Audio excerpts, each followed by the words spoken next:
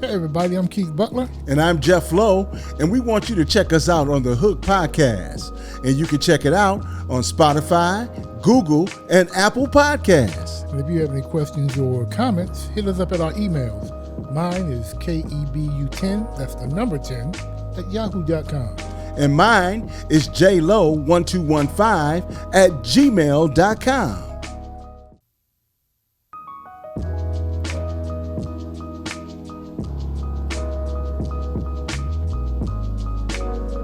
What's up, Detroit, and welcome back to The Hook. I'm your host, Keith Butler, with my co-host.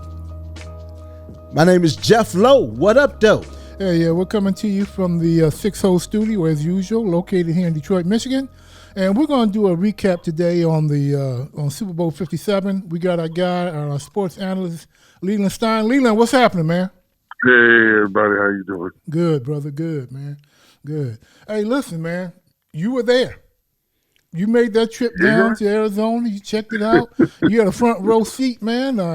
How'd it go, man? It wasn't quite a front row. He was in the press box. Well, he was closer than we were. How about that? Well, yeah, we were only 3,000 miles away. Yeah, I was watching on the tube. Yeah. He was down there. He was trying to hate. Yeah, he's up here. Who was trying to hate? You were in the press box. No, but he was at the studio. He was at the stadium, baby. We were here watching it on TV. Yeah, well, he took some great photos. Those are some great photos. Oh, yeah, well, yeah. Hey, talking about it, where can people go check out your photos, Leland?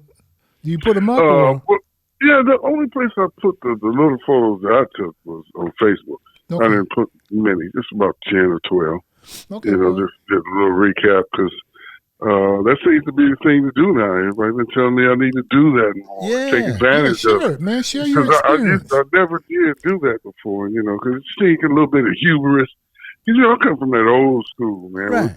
You just went, you interviewed, got the access, wrote the story, and got the hell out the way. But you got to change with the times. You got to adapt, man. Share the experience with everybody else, man. Right. Plus, a lot of Detroiters were there. Detroiters who actually, played in the game, and also Detroiters who are professional football players, young guys that we used to cover in high school who are now professional athletes. And, that's so cool, man. Okay, listen. Anyway, let's get into it, Leland. Okay. I'm happy with the outcome. I'm happy with the outcome. I was going with the Chiefs. I thought it was a great game. I thought it could have gone either way because I love Jalen Hurts. I love Jalen Hurts. I love Mahomes. And the first thing I want to say is history was made, brothers. History was made. Yes. Two black quarterbacks for the first time playing against each other in a Super Bowl. That's history in itself. And not only that, the other part of the history. I actually wrote a big story about but that. 1 second, Stein. Prelude to the Super Bowl. 1 second. You know what? I'm sorry. One more thing. I'm just adding it.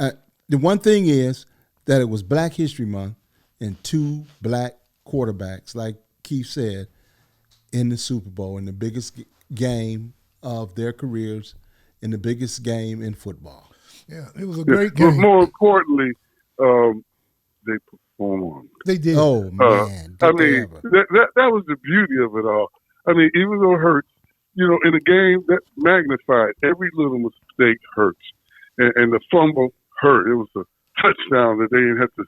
It's a giveaway touchdown in a game like that. So it's tough.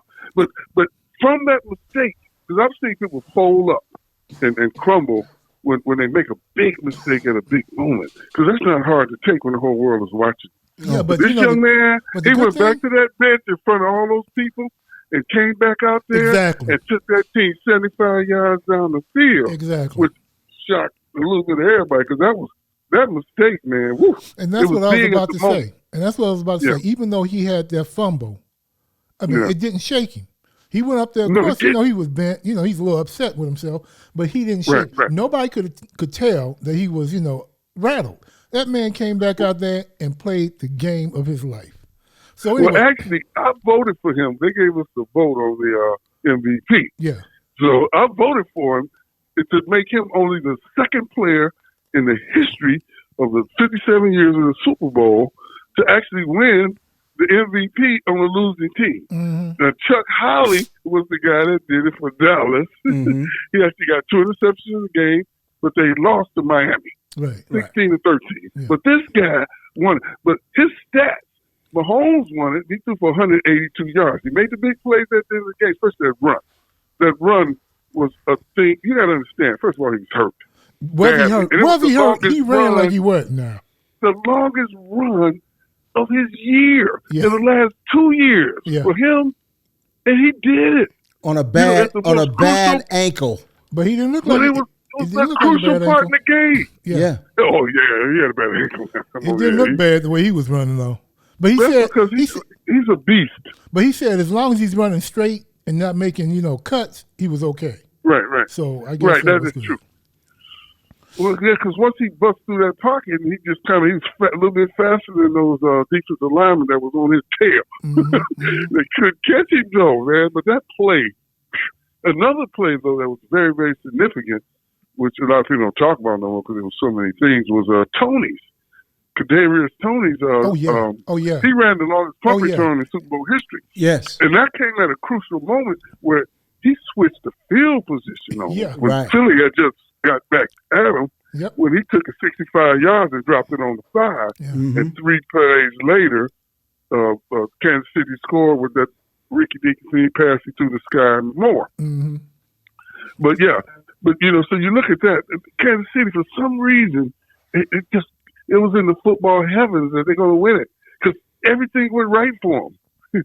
Because you figure Hurts outplayed Mahomes actually for the whole game. He threw for 380-some yards. Hurts played and he ran 3 touchdowns or 2 or whatever. And that extra point he ran in was just guts. Man, Hurts played He was playing from another atmosphere. Hurts wasn't even on this planet. No, the way he was playing. That boy, that man played possessed. He did play as well. If it wasn't for the call, which you know how I am about it, don't let the refs beat you. We ain't going to get into that. We already had that earlier today. We're not going to get into that. But like I said, don't let the refs beat you. If it wasn't for that call. Don't let the refs lose the game either. Well, man, listen. Okay, you know what? You don't want to. Justy put on the side over there with the stripes, so ain't nobody paid nobody to come watch you. Yeah, but they ain't out there scoring. Football. The refs aren't scoring. The zebras aren't scoring. The zebras aren't stopping you. But guess what, Stein? But they did it right all that time. Then they just he couldn't because some refs just can't help it, man. Everything is so big. They just got to be a part of the moment. But I was about to say that. They're human. Hey, put yourself in the stripes. Put yourself in the stripes. Now, I have officiated. I referee. You referee. It's hard sometimes. Yes, wait a minute, hold on. Okay. How do you get your fat ass in some stripes? No kidding. I don't know what look, man. I'm sorry. The FCC will find us, so be careful what you say. No, we're not really sanctioned by the FCC. But Stein, I did fit in the stripes. Yeah, he wasn't always that big. No, I wasn't always. My bad, Jeff. He dogged me out. You know I love you, man. That's why I did baseball. I was an umpire and. I didn't do any other ones. Yeah. But anyway, let's get back to the game. Tell us about it, Stein. Man, what was your takeaway? What did you like best about it? What did you see that was different? On and off the field, Stein. Give us, how was Phoenix? Let's first let's deal with the game first. Deal with Phoenix the game. Later. Go ahead. All right. Well, I was coming up the tunnel and Blue Ivy and JC was right next to me. I looked around, there they were. I was like, oh, shit. Okay, hey, what's up, bro? Boom, fist bump, and we're going on our way. But yeah, there's a lot of that going on, at an event like that, and especially when you get a little bit of access and you can get it in some spaces. I'm not very good at name dropping, but for some reason that one came up as a little girl. I had never seen her. I don't keep up with all that stuff anyway. Interesting name, though. Huh? That's an interesting name, Blue Ivy. Blue Ivy. Yeah, right. Wow. Well, at least it ain't Hong Kong or something. Lord have mercy, where they name it these people nowadays. Yeah. Okay. But I don't know. But that and I saw Brittany Reiner. Yeah, she's coming up the tunnel, and she played at Phoenix, so of course she would be there. Mm-hmm. But there was many others. One of the better events. I don't do many events no more like I used to, and party and do those things.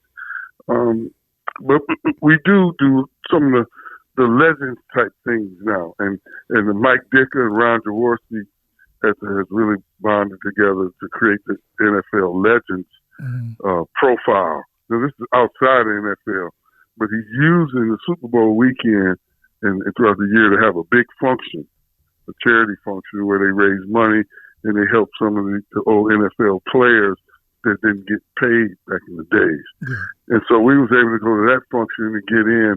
I ain't gonna tell you how much it cost to get in, but one of our friends was working there, so we got in. But it was a cigar for every batch, but it had a big inside, and they had all this gear, Montana jersey, things going for thousands of dollars. That's beyond us, me. I ain't gonna pay that kind of money. Well, they had an auction, huh? An auction for. Well, it ain't no auction; it's silent auction. They just lay all the gear out, and it has a thing on there. You write your name underneath it if you want it. Oh, okay. And put a price next to it. That's how they do it. And then hope you don't get outbid, huh? Yeah. But we're outside in this amazing courtyard at this amazing hotel, the Hilton in Scottsdale area. It closed and it's just beautiful. All the food and drink, but they have these cigar vendors from all over the world come there. It was all free. And you just get a cigar. And they give you a bag and put them in there and take the cigars. You love that, Jim. Yeah, that one was a good one. You come back with 100 cigars. But oh man, but look, that's the first time I ever smoked 2 cigars. I don't even smoke 2. I smoked 2.5. Because we stayed there quite a long time. And I ran across Eric Dickerson, who I covered when he was with the Rams out in L.A. I first started, he was out there. We just kind of hit it off always. For some reason, he liked me, For some reason. But he was there, and they got this VIP area, and Eric was like, come on, let him in. Oh, he remembered you? I go in there. Man, I was out there in L.A. doing my thing for many, many years. Oh, and I've seen him other times since. So, yes, he does remember me. That one he does. But he pulled me in there, and it was Warren Sapp and Eddie George, Joe Montana. There's just so many of the guys. The legends were all there. They create their own arm to help themselves. Sort of like with Dave Bing and Dave DeBusschere actually started NFL Legends Players thing. Okay, and they hosted every year at the NBA All-Star game. I'm gonna pull your shirt string and pull you back a little bit. Okay. Let's kind of get back to the game in a little bit, but okay. Let's do this. Since this is February, the end of Black History Month, coming to the end of it. How significant was this game in your mind? It was powerful, and what made it even more powerful is that the usually stoic NFL that allowed athletes like Kaepernick to be blackballed, and they allowed the president to change the discourse. And when he was talking about one issue, and they made it the military and police, and if you deal now use against everything American, which they really would happen. And the NFL they got sucked in because they got afraid. Because 90% of their money people are white brothers and sisters. Let's just keep it real. Yeah. So they acquiesced quickly, but then they came back a year and a half or so later as what hopefully this country can be all about, the democracy and people can change and get better. And they actually did that. And they had actually allowed the Black National Anthem, so-called, lift every voice. Yes, they did that, yeah. But Cheryl Lee Ralph, first time in history, at any game, and they did it at the Super Bowl. Now, y'all don't think that's significant, but it is. I think it's significant. So progress is small steps. It's always incremental. You got to do something first. And them taking that step, really, really, really, I was proud of. I was happy that they did it because they got a big backlash. Next day I come home, we go see people calling, oh, you see the Republican Senator, they got upset. Oh, it's only one national anthem. Why we got to have 2? All this wokeness. I mean, they went. Oh, that was the issue. That was the issue. Oh, man. We're going to have one national anthem. We don't need 2. They took that issue and ran with it. During the week of the Super Bowl, they said that? Right after the game, it started. Oh, my God. I didn't know that. I didn't know that either. Yes. Wow. Yeah, just look out there. Go look at the wokeness or whatever. Just put in Cheryl Ralph, Lee and people, how they felt about it. And nowadays, go ahead, I'm sorry. No, go ahead, man. You can finish up. Yeah, but nowadays that's what social media is at its best because it can connect people, and it can have good ideas can be shared quickly and easily, and so it's a beautiful thing. I get it, but then also the negative. There's no filters between truth and what's being told. So when she get out there, it's just there. And people that want to hear it's going to hear, and they want to feel it. No, I really thought that was a wonderful, wonderful thing that they did with the Black National Anthem, and I just thought it was making America aware of everything. It was since it was like you said, never been done before. And, it was a big step for the NFL. Right. It really was. I mean, I actually wrote about it on my Facebook page. I put it in there, and people responded to it, man. Because that's what I talked about. That's the one thing I mentioned. Right. Was her and the NFL doing that. You think it's going to be done again? Let's enjoy this victory. Hold it. Wait a minute. You can't rest on your laurels, man. Wait a minute. You know that as well as I. You can't rest on your laurels. That should be something at every. I mean, like All-Star games. You are right. It should be. Right. NBA All-Star. I think they did it at the All-Star game. Yeah, but I'm talking about the NFL, Pro Bowls. That should be done at events like this all the time. Well, first of all, to me, they shouldn't see none of these national anthems. Forget all that. Let's go play sports. Well, that's what happened. And everybody can do what they want to do on their own, on their own time. And that's what I said. But hold on, you ain't got to force us to do nothing. Hey, Stein, hold that thought. We're going to take a quick break. We'll be right back.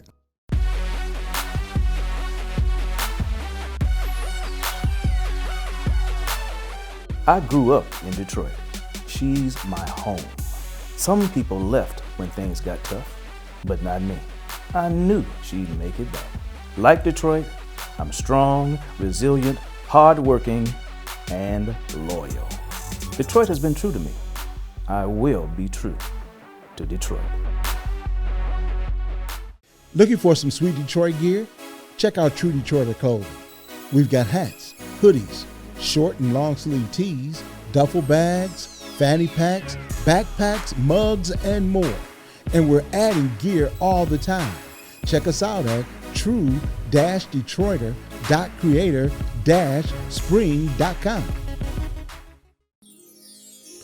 Hey, you've been thinking about doing a podcast but don't have the equipment or nowhere to go? Call YMP, your mobile podcast. We will come to you. You can do your podcast without worry of equipment or travel. For more information, contact 313-241-0017. That's 313-241-0017. YMP. Your mobile podcast. Make any occasion a celebration to remember with Yard Card Memories. Birthdays, graduations, homegoings, anniversaries, and more. Yard Card Memories is a creative and artistic greeting and messaging company with a focus on making memories for any occasion with the installation of yard card rentals that we create and display on your yard. Make your occasion a celebration to remember with Yard Card Memories. To book your Yard Card Memories rental, call 313-246-2927.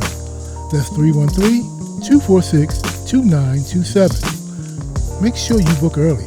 We recommend 2 weeks in advance.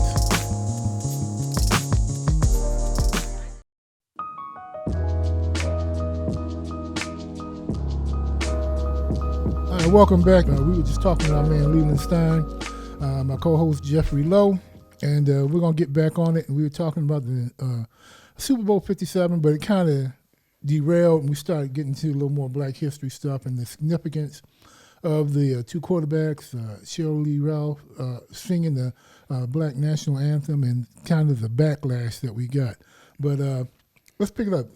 Leland, go ahead and finish up with what you were talking about. Yeah, but no, back to the black quarterbacks. You're exactly right, man.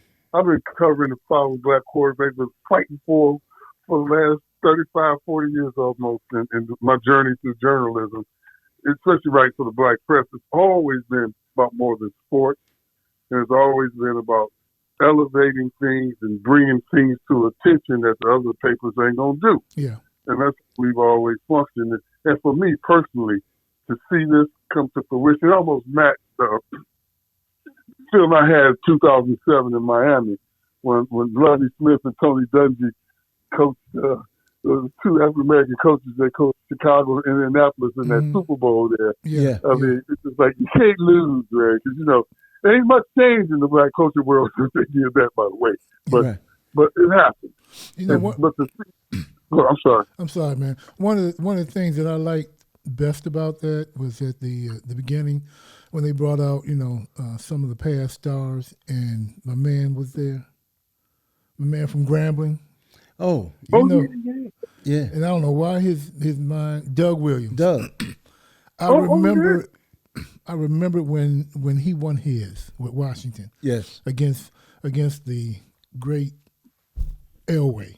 And, Elway came out. He threw the first touchdown. People went wild. It's all over. The announcers were calling, it's That's done right. for Washington. Elway and the Broncos are marching.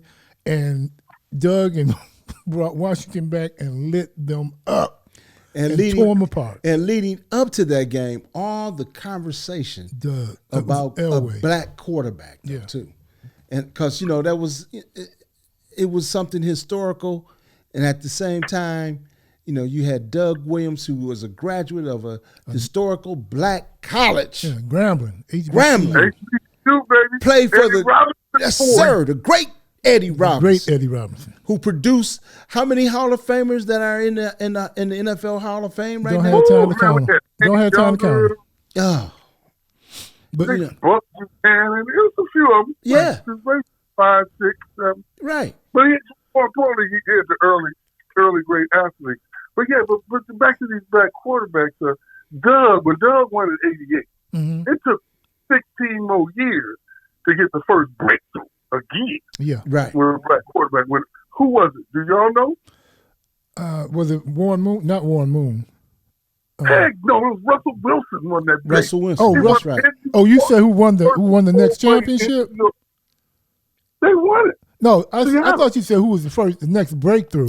I didn't know you were talking about It took how many years? He said, we're talking Super Bowl. Oh, yeah. So I'm speaking in the Super Bowl perspective. Yes. Right. Okay, so it took that long.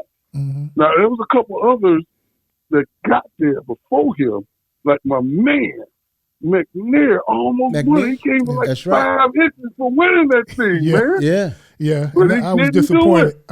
My man just couldn't reach across. He was just too far to reach. It was right. He was right there at the goal line. But that was a great tackle. Yeah, that was a great open field tackle. It was great open field tackle. It really was. Everything worked. It just happened. Mm-hmm. A little bit off here and there, and he's been in, but it didn't work that way for him. Yeah, and he didn't get it. And then I can remember back somebody else. Cam got there, but Cam got whacked. Yeah, right. And then he acted like a big baby. We was in San Francisco that year because he walked out of the press conference, man. He was the first athlete to do that, man. Come on, when you're at the Super Bowl, the world is there. You have to sit there and take your lumps, baby. Well, man, sometimes it's just hard, man, because you think about how difficult it is to get. But I get it. But when you're in the moment, your emotions sometimes take over, and you think about how hard it is to get there once. Right. And you think about all the... But he did all that in the locker room when they was there and they coach was telling. He was out when you got to come out afterwards and speak. That's the job right there. You got to do it. Yeah, man. At that event, you got to come. Winners and losers have to come to the podium when called. Period. I mean, but sometimes, man, you can't speak for everybody all the time. I'm just telling you, he didn't do it. So, hey, whatever. I wish he would have, but he didn't. He left like a little baby. Yeah. Well, I mean, our famous bad boys walked off the court after getting dusted off by Michael Jordan. Interview. Yeah, but I mean, it's still which is worse though. Not even close. They didn't shake hands or nothing. Neither one of them are cool. But I wasn't mad at them. In a media setting in the Super Bowl that happens once a year. Yeah, but that was the Eastern Conference Championship, right? That was. I mean, but it wasn't even the daggum NBA championship. Don't even compare it. No, I'm not saying. I said, but it was it wasn't an Eastern Conference Championship. That was Eastern Conference Championship. But everybody win a conference championship. You want to go on conference championship. Everybody don't win a conference championship. We only talk about the winners. That's it. Period. That's just the bottom line. Yeah. We talking the Super Bowl, NBA championship, then we going way back. You're talking about a press conference. I'm just talking about issues, right? I'm just talking about people's emotions right now. It's hard to, dictate how a person's going to feel when they lose. Okay, man, but all I'm saying is, we can't. Professional. Yeah, but I'm not going to criticize and condemn a guy because his emotions are built up inside of him, and he just decides, I don't want to talk right now. Emotions happened on the field. He got his butt whooped. They went back in the locker room for. We had to wait an hour. He didn't want to talk, Stein. He didn't want to talk. He just didn't want to talk. I mean, players do that all year long. They do it all year long. Stein, you have been in locker rooms when players will not even talk to reporters at their lockers. I mean, come on. That's not even the Super Bowl. First of all, in the Super Bowl, there's different rules for engagement between the press and the media. I get they that. Have to do certain we things understand that. It was after a game. It was after a game. I don't care if it was the Super Bowl or whatever bowl. It don't make a difference. He walked out. We running on time. We run out of time. Our time's getting short. But I still want to talk about the Super Bowl. Yeah. Okay. Let's get back on track. Let's get back on track. This is a podcast. Good dialogue, Stein. Good conversation. Still the Super Bowl. Yeah. Let's get back. Super Bowl. Jeff, what was your takeaway from the Super Bowl? First of all, number one, it was a great game. Was a great game. Number two, the finish got me because. Oh Lord, I didn't mean to get into that. No. Well, here we go again. No, we're not going. We're not going to go there. Here we go again. I just thought it was just is not going to acquiesce, and he don't. Who? I love my Duke, but he's just so wrong about this. I don't know about that, Fire. But go ahead, Jeff. He's talking about me, not Jeff. I know he's talking about you. What did he love me of what? Because he disagrees with the call at the end of the game. That you feel that I feel the same way you do. I think the officials should be, it shouldn't have been called. I don't think the foul was so egregious that it was warranted a flag on the particular play. And I agree. But he did grab the jersey slightly. I don't think it really changed his route pattern or his pattern in which he was running. I don't think the football was actually a catchable football. I agree with all that. The football was out of bounds. In all honesty, I agree with that. But nevertheless, it shouldn't overshadow what a great game it was. It was the Super Bowl. Both teams played well. They played well. Yeah. And they made big plays. And what the Chiefs did to get into that position. You can't overlook that. You can't overlook it. Score in the Super Bowl, that's just beautiful, man. Say that again. What'd you say? A scoop and score in the Super Bowl. Oh, yeah. Everything they needed. When Mahomes couldn't move that team that well on that Philly defense. Yeah. They took things like that scoop and score. They took that punt return. Yeah. Yes. And those two were major that flipped the whole field position and got them 14 points. And then here's another thing. Let me add this too, because Philly ball. Yeah, they ball good enough. But you know what though? But you know what, Stein, and I think this is on everyone's mind as far as coaching and everything, and the lack of African American coaches in the NFL, head coaches in the NFL, and we saw two outstanding play calls on the 5 to 7 yard line. Eric Bieniemy. I knew him yes. in high school, Pomona High School. Yeah, but those two calls. I mean, you were right there when he ran the same play, but just on opposite ends on opposite sides, and touchdowns was the results. What did you think about that? When he came into the post-game press conference, okay, one of the first things he said was that we've been scouting him, and we've seen that they had done that early in the year. Now, we're talking about 8-9 games ago. Okay. They pulled a rabbit out of the hat 8-9 games ago, where a similar situational goal line where they pitched the slot guy in and they run him back out. Yeah. So they really have a tendency for that safety to come over too far. You know? Mm-hmm. That's exactly what they did. He pulled that out from 9-10 games ago. Yeah, but the crazy thing was they did it twice. That's the crazy thing. They did it twice on opposite ends of the field. Right. They did it twice. And Philly justice. And I'm gonna be honest with you guys. I didn't think the Chiefs, though I was pushing for them. I didn't think they were gonna be able to hold up against that defense because Philly's defense. But the funny thing is that San Francisco. But you didn't think about it. They got 14 points from other areas, which was crucial. Yeah. Philly got nothing like that. Yeah, but that's what I'm saying. Oh, I didn't think Kansas City would be able to fight their offense. I didn't think the offense would be able to fight their defense because the defense has been so good all year.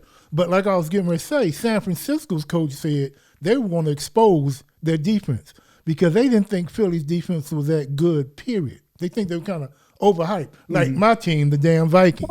Sorry ass team. Think about this. Come on, wait a minute. They won by last-second field goal.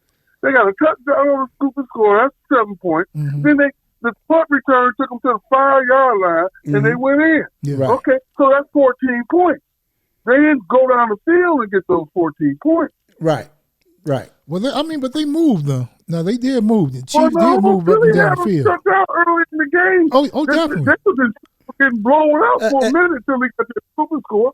Yeah, that's true. But Kansas City is known for second half adjustments. Yeah, but you know what else They too? get too far behind. I don't care who you are. And another point. Oh, hold on, Jeff. What'd you say? What'd you say, Leland? They went down 10. Yeah. Yeah. Match when it happened to Atlanta and New England, and that was the biggest in football history. They couldn't go down no more than that. That was it. But the Super Bowl got him back in the game. Yeah, it really did. But then that punt return, they was having a little trouble there too. Yeah, But and he took it, got him down on the 5. Man, come on, man, that's big stuff. It is big stuff. Dude. But think about this too: the offensive line of Kansas City. They protected the hell out of Mahomes. Yeah, but they weren't. I mean, they were hurting on the offensive line. I mean, because they didn't have they had injuries. Yes, he was completing a lot of stuff. He's over 180 yards now. Right. They like to roll up and down the field. Okay, they didn't. This is one of his average playoff games that he done played in. Let's not forget that little running back though, my man. What's his Pacheco. name? That's Pacheco. Pacheco was playing like an animal, man. Wasn't he? Oh my God! Pacheco was hitting the hole. He was hitting the hole like he was pissed off at his mama. Bam! He was hitting that hole. Yes, he mad at his whole family the way he was hitting that hole. Oh man! He was hitting that hole like I used to hit it. Oh. Let's take a break right now, and we'll be back. We're taking no break. Leland hitting the hole hard. Y'all can laugh all you want. Hey man, I ain't mad at you, bro. I ain't mad at you. It is the truth. Okay. Look, when you're 5'9" and you playing football from the age 10 all the way up to college, you know how to hit the hole. You better be faster than everybody else. Yeah. Okay? Well, you were running a lot away from people. We understand that. Hey, listen, we got to wrap it up. Leland, give us your final thoughts of the game. Well, I'm just the stoic NFL who just really did wrong with Kaepernick and some of the other decisions they made in concerns with African American brothers and sisters. But the last moves over the last few years has heartened me that this organization that has about 80-70% black men playing, that they've turned the corner a little bit, and they're going to do more than just the game on the field, and try to really step into the world of inclusion. Mm-hmm. I mean, like really do it for real. Because I'm telling you, I don't care what you say, singing the national anthem for the NFL, they knew they was going to get some backlash, and they got it. You had Republican candidates come out speaking among Congress people. So yeah, that's tough. That's and they knew they was going to get that, but they did it anyway. Good. So that's fine. And they did it. And they did it in Arizona. A bold stance for equality. Arizona, I always call it the Mississippi of the South. I mean, of the West. Because it is. When that lady got off the plane and put her finger in Obama's face, the governor, that just shows you there's just no respect. I thought the Mississippi, that's Florida. That's further south than we are. Because I don't know what they're doing in Florida with these. You can't use black words and teach black. But that's another podcast, Joe. That's another podcast. All right, Stern, I want to thank you, man, for coming on, man, as usual, and giving us your insight, man. I appreciate it. Right. And what time is dinner? Man. No, go ahead. It was another great job, man. And I want to thank you guys for listening to us again, as usual. We'll be back with a little bit more. And we'll have Stein back on again to give us his insight and to argue a little bit and banter back and forth, which we love, you know. And thanks for listening to The Hook. I'm your host, Keith Butler. My co-host, I'm Jeff Lowe. And thanks for listening. Yes, to The Hook. All right.